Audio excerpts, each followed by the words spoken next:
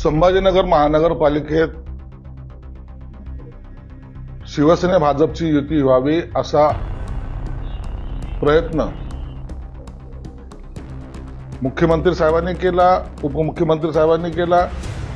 आम्ही स्थानिक पातळीवर त्यासाठी वारंवार त्यांच्याशी बैठका घेण्याचा प्रयत्न केला.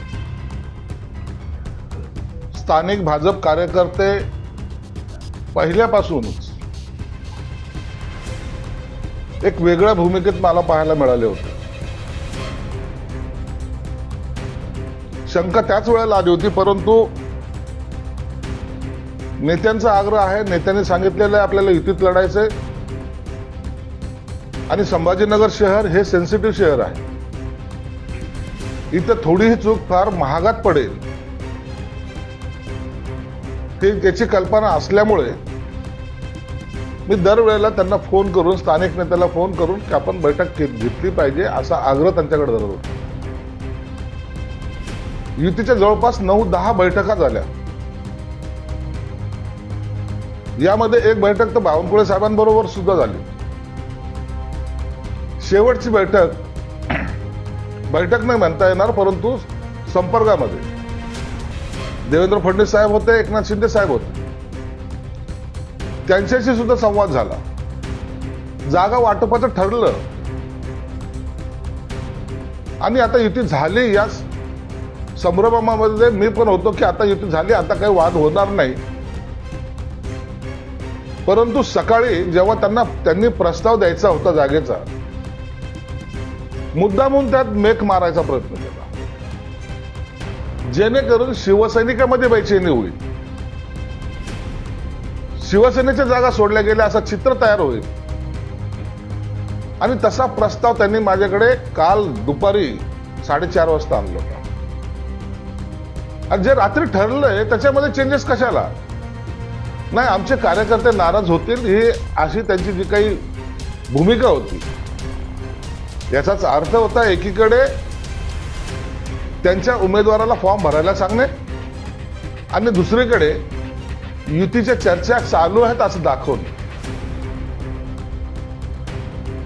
कालचा प्रस्ताव तर त्या हो चुकी झाल्यात असं सांगून सुद्धा आतापर्यंत या घडीला, या क्षणाला सुद्धा त्यांनी कोणताही प्रस्ताव त्या चुकीच्या दुरुस्त्या केल्या नाहीत आणि नवीन जो प्रस्ताव तो दिलाही नाही. म्हणून आम्ही जे काही आग्रही होतो त्या भूमिकेला त्यांनी तडा दिलाय. स्वतःची ताकद आमची वाढली, आम्ही काही करू शकतो हा जो त्यांच्या मनामध्ये जो काही म्हणजे अहंकार आहे, त्या अहंकाराचा अंत आज शिवसेना भाजपची युती तोडण्यामध्ये झालेली आहे. आम्हाला वाईट वाटतं या गोष्टीचं. युती असावी असा आमचा आग्रह होता, पण तरी काही लोकांनी, स्थानिक नेत्यांनी त्यांच्या आग्रहास्तव, त्यांच्या असलेल्या इतर काय बाबी असतील मला माहित नाहीत, परंतु जाणून बुजून हेतुपुरस्सर आपल्याला युती तोडायची असा त्यांच्या मनामधला असलेला डाव साधत त्यांनी अखेरला आमच्या बरोबर युती तोडलेली आहे. तुम्हाला सुधारित आलेला नाही, त्यामुळे आता विषय बोलचाल बंद आहे ना. बोलचाल सगळं बंद आहे. कालपासून त्यांचं काय ना फोन आहे, ना ते आलेत, ना ते बोलतात, ना त्यांच्याकडून कोणताही थांबा वाटपा असाही कोणताही संदेश नाही.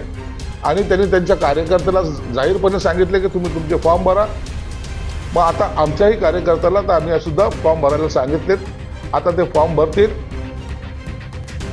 लवकरच आम्ही त्यांना एबी फॉर्म सुद्धा वितरित करू. परंतु झालं ते चुकीचं आणि भाजपच्या हट्टापायी झालं एवढं मात्र निश्चित आहे. कुठल्या मुद्द्यावर हे सगळं बिनसलं का केवळ अहंकार? त्यांचा अहंकार, दुसरं काहीच नाही.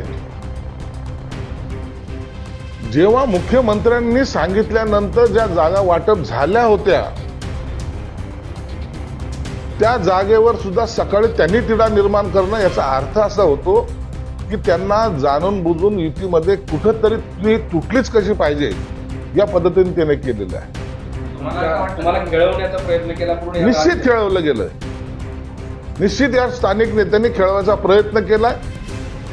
अंधारात ठेवून आपण आपला हेतू साध्य करायचा, आपल्या मुलाखती चालू ठेवायच्या, आपल्या उमेदवाराला सांगून ठेवायचं आणि आम्हाला गाफील ठेवून मग ऐन वेळेला आमची धावपळ होईल या पद्धतीचा प्रयत्न त्याने निश्चित केलेला आहे. तर तुमची तयारी तशी केली होती का नाहीच केली होती? तुम्ही त्यांच्याच विश्वासावर भरोशावर बसले होते? हे बघा, आम्ही थोडा विश्वास ठेवणारे लोक आहोत. एखाद्याला शब्द दिला ना ते पाळणारे लोक आहोत. आणि हे सगळं तुम्हाला माहिती आहे. एकनाथ शिंदे साहेब जेव्हा बोलतात तर त्या टायमाला त्या शब्दाला एक किंमत असते आणि त्याच पद्धतीचा आम्ही इथं वर्ताव केला. आम्ही त्या पद्धतीने वागत गेलो. आता मुळामध्ये जेवढ्या फॉर्म भरायचे त्यामध्ये सुद्धा काही ठिकाणी आम्हाला ती अडचण येण्याची शक्यता नाकारता येते.